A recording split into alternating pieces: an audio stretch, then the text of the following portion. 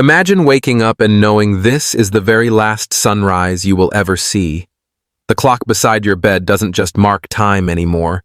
It's a countdown. A countdown not to freedom, not to a future, but to your final breath. This is the grim reality for prisoners sentenced to death. Unlike other inmates, who may live out their years behind bars, a death row prisoner eventually faces the one day everyone fears, execution day. On this day, everything feels different. The prison itself seems quieter, heavier, as if the walls themselves understand what's about to happen. Guards move with a certain stiffness, avoiding unnecessary words. Everyone knows what's coming. The prisoner knows it too, though some wear a mask of calm, while others tremble under the weight of the ticking clock. The morning usually begins early. Long before the sun fully rises, guards come to the cell, often with a different tone in their voice, firm, yet not cruel. The inmate is woken gently, almost respectfully, because today isn't like other days. Today, they aren't treated like a regular prisoner. Today, they are treated like someone who is about to leave this world. The prisoner is allowed a shower, sometimes longer than usual. For some, this is the last chance to feel warm water on their skin, the last moment of privacy, the last normal human routine. Afterward, they are given clean clothes, often a plain set of prison-issued garments, freshly washed. No shackles during this part. The ritual feels almost ceremonial, as though preparing the person for something bigger than life itself. Every step of this morning carries a strange heaviness. A simple act, like brushing teeth or combing hair, suddenly takes on enormous meaning. Imagine doing something you've done every day for years, but this time knowing you will never do it again. That toothbrush won't be touched tomorrow. That bed won't be slept in again. That cup of water will be the last. And yet, it's not only the prisoner who feels the weight of the day. The guards, the warden, even the chaplain. They all know what's coming. For them, it's procedure, but it's also deeply human. They are preparing to end a life. Some will try to act normal. Some keep their distance. But there's always tension in the air. The inmate, in many cases, is strangely calm. By this stage, they've had years of appeals, years of waiting, years of imagining this exact day. Fear is still there, but often it blends with resignation. Others may be visibly nervous, pacing in their cell, whispering prayers, or sitting silently with their head down. Each prisoner handles the weight of death in a different way, but none escape the haunting reality that this day is their last. The routine seems ordinary, but behind every movement lies an extraordinary truth. Every act is final. The last time to wash, the last time to wear clothes, the last time to sit inside that cell. And the prisoner knows that, with each passing minute, they are moving one step closer to the execution chamber. This is how the final day begins. A quiet morning, filled with the kind of tension most of us will never experience. For the inmate, it's not about what comes next. It's about counting down the moments until there is no more time left to count. After waking up and realizing this is their final day, the prisoner's morning unfolds with a mixture of routine and ritual. But make no mistake, nothing about this morning is truly normal. Every step, every moment, carries the heavy weight of finality. Once the inmate has finished their last shower and changed into freshly laundered prison clothes, they are often moved to a different cell, sometimes referred to as a death watch cell. This cell is closer to the execution chamber and allows guards to monitor the prisoner more closely during the hours leading up to their execution. The environment here is sterile, stripped of distractions, a reminder of what is coming. Breakfast is served, but few inmates eat much, if anything at all. For some, nerves destroy any appetite. Others force themselves to eat, perhaps clinging to the comfort of one of the last ordinary actions they can control. Imagine being handed a simple tray of eggs, toast, or cereal, and staring at it, knowing you'll never sit down for breakfast again. Something so mundane suddenly becomes symbolic. During this time, guards remain watchful. Unlike other days where there may be some room for routine chatter or casual interaction, today is different. Conversations are minimal, voices are low, and movements are calculated. The guards, although trained professionals, are human too. They know that by the end of the day, the prisoner they're watching will be gone. The inmate may be given the chance to tidy their personal space or go through small belongings. Some prisons allow them to write letters, final words to family, friends, or even victims' families. Many prisoners take this opportunity to leave behind a message, whether it's an apology, a reflection, or just a few words of goodbye. Others remain silent, choosing not to leave anything behind. One of the most haunting aspects of the morning is the removal of personal possessions. Items like photos, letters, or even books are taken away, stored, or passed along. The prisoner is left with very little, stripped down to the bare minimum. This process reinforces the stark truth. Soon, they won't need any of it. Medical staff may also visit, conducting a brief health check. Not because the prison is concerned about the inmate's well-being, but because the execution must be carried out on schedule, without delay. Ironically, doctors make sure the prisoner is healthy enough to die. This detail alone sends chills down the spine, ensuring life is intact only to prepare for its end. Throughout the morning, the prisoner is allowed certain small courtesies they wouldn't normally get. Some are offered more privacy. Others may have guards who treat them with a quiet dignity, acknowledging the humanity of a man or woman in their final hours. In many cases, spiritual advisors are permitted early visits, offering comfort, prayers, or last rites to those who want them. And yet, despite these rituals, the silence of the prison lingers. The prisoner is constantly aware that time is running out. They can feel it in the way guards look at them, in the way every sound echoes down the hallway, in the way the minutes tick by with sharp precision. It's a morning unlike any other in the world, not chaotic, not loud, but painfully still. The inmate waits, doing simple things one last time, brushing their hair, sipping water, sitting in a chair. Each action becomes a shadow of what it once was. Each breath carries the weight of being among the very last. This is the reality of a condemned person's final morning.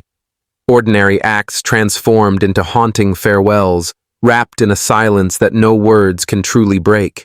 As the morning passes and the weight of the hours settles in, one of the most talked about rituals of execution day arrives: the prisoner's last meal. It is a tradition that has existed for centuries, meant to provide a final act of humanity, a small gesture of mercy before the state carries out the ultimate punishment. The concept seems simple. A condemned prisoner can request their final meal. But behind this tradition lies a haunting truth. What would you choose if you knew it would be the last food you ever taste? In most prisons, the rules are not as unlimited as many imagine. The meal has to come from within a certain budget, usually around $20 to $40, and it has to be something the prison can actually prepare or order from nearby.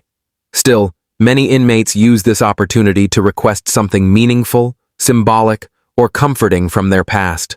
Some choose meals tied to childhood memories, fried chicken, mashed potatoes, or burgers. Others go for extravagant or unusual requests, knowing this is their last chance to taste freedom in any form.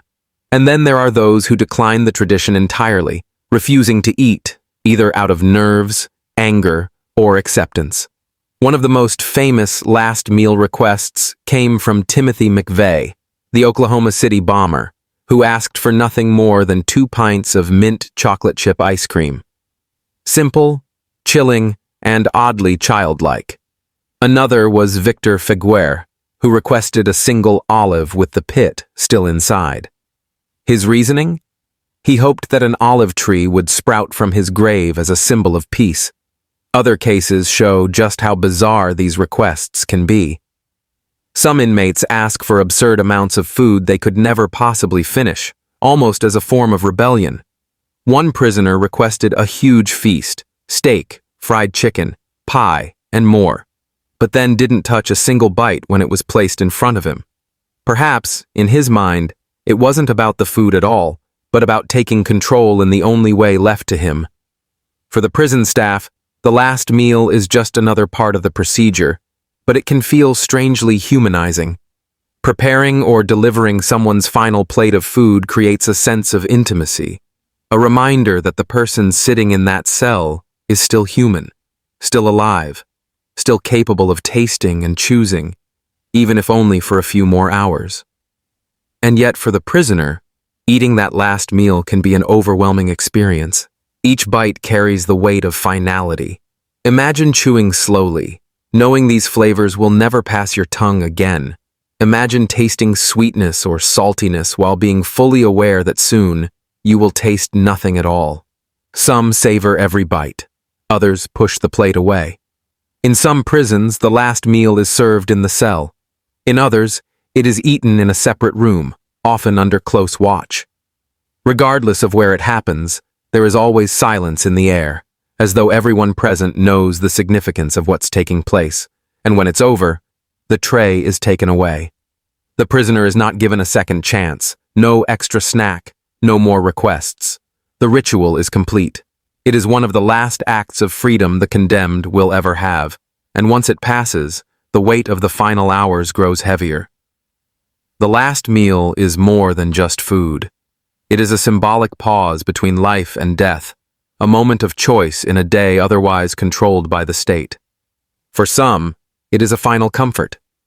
For others, it is a haunting reminder that the end is near. After the last meal is cleared away, the reality of time becomes unbearable. The prisoner knows the clock is ticking, and the next few hours are often the most emotionally overwhelming of their life. This is the period when the inmate faces the final hours before execution, a time filled with goodbyes, reflection, and the weight of the inevitable. One of the first steps is the opportunity for a last phone call. Not every prisoner takes it, but many do. Some call their family, desperate to hear familiar voices one final time. Others call friends, lawyers, or even pastors. These calls are often short, but they carry a depth of emotion that words can barely hold. Imagine saying goodbye over a phone line, knowing it is the very last conversation you will ever have. Some inmates use this moment to apologize, others to express love, and some remain silent, unable to find the right words. If the prisoner has family or close friends willing to visit, they are allowed one last meeting. But this meeting is unlike any other. It usually takes place under strict supervision, often separated by glass, with guards watching every second. The contact is limited.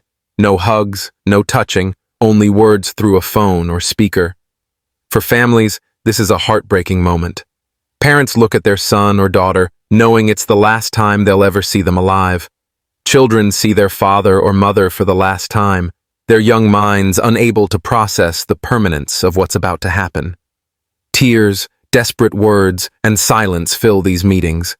Some families beg for forgiveness, others give it. Some simply sit and stare, wishing the moment would never end. Alongside family visits, the prisoner may spend time with a chaplain or spiritual advisor. This is one of the most significant parts of the final hours. The chaplain's role is not to judge, but to provide comfort, prayer, and a final chance at peace. Some inmates cling tightly to religion in their last moments, seeking forgiveness or hope in the afterlife. Others refuse, rejecting faith entirely. But for many, these spiritual conversations are the only calm moments in an otherwise unbearable day. The prisoner may also meet with their attorney. This isn't about legal arguments anymore. The appeals are over, the decisions are final. Instead, it's about last words, last instructions, or sometimes simply having a familiar face to sit with in silence. Attorneys often describe these meetings as surreal because they are both professional and deeply human. They sit across from someone who knows death is only hours away. The emotions during this time are unpredictable. Some inmates break down completely, weeping uncontrollably. Others remain stoic, trying to hold on to their dignity until the very end.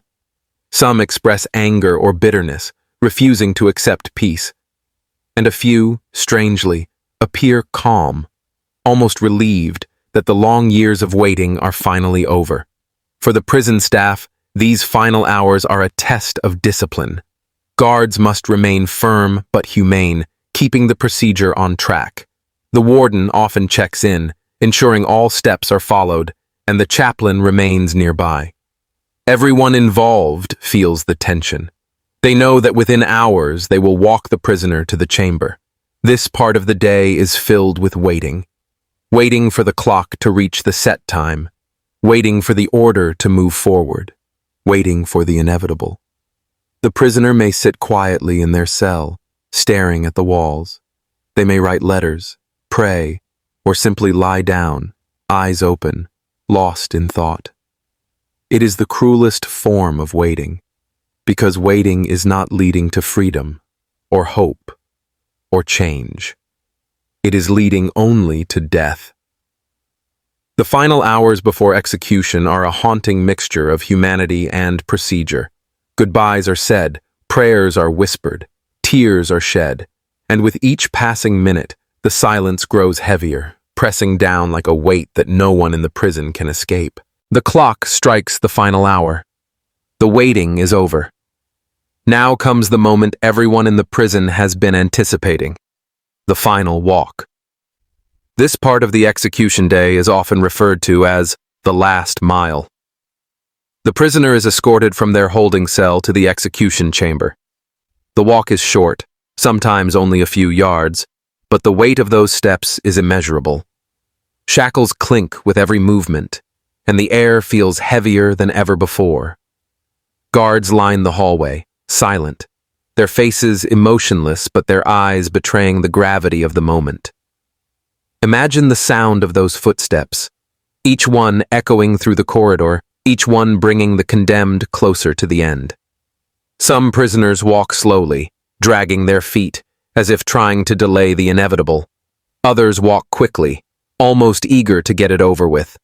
And a few, incredibly, walk with calm dignity, holding their head high, determined not to show fear. When the prisoner enters the execution chamber, the atmosphere shifts completely. It is cold, sterile, and clinical.